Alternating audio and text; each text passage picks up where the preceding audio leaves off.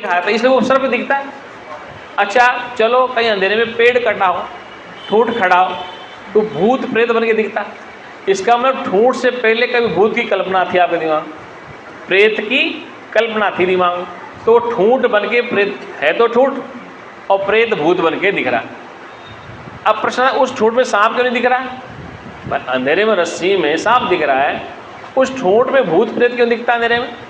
क्योंकि ठूंठ की भी हमने कहानी सुनी है, प्रेत की भी हमने कहानी सुनी है और भूत की भी कहानी सुनी। वो कहानी सुनने से वो ठूंठ हमें क्या दिखता है? रस्सी सांप नहीं, वो भूत दिखता है।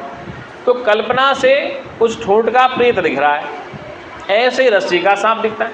तो उससे पूर्व जिस वस्तु का हमें ज्ञान होता है उससे पहले उसका हमें अनुभव, जैसे सांप हमने पहले देखा, कहीं देखा, सांप हमने कहीं देखा तो जैसे अंधेरे में दिखाई देगी ऐसे आकार में वो सांप दिखा, क्योंकि वो हमारी वृत्ति सांप में कि ऐसी चीज़ होती है, इस डिजाइन में सांप होता है।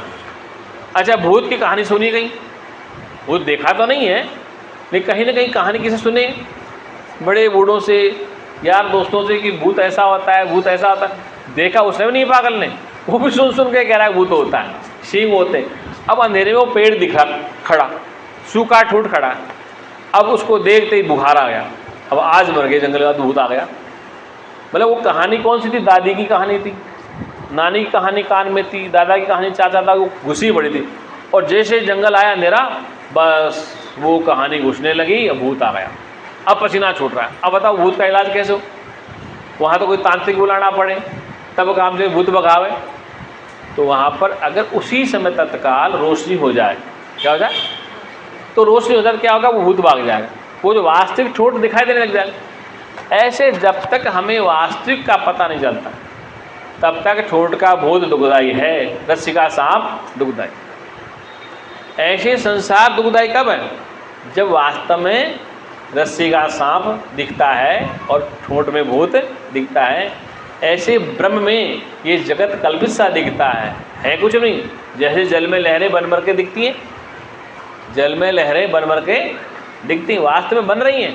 क्यों बने? हवा के वेग से बन रही हैं, कि जल में हवा है, गंगा जी में जब हवा चले लहरें बनती हैं, तो वो लहरें तो दिख तो रही हैं, उसका कारण तो है कोई। शांत जल में लहरें क्यों नहीं दिखती? जहाँ जल शांत है बिल्कुल वहाँ लहर नहीं दिखती ना।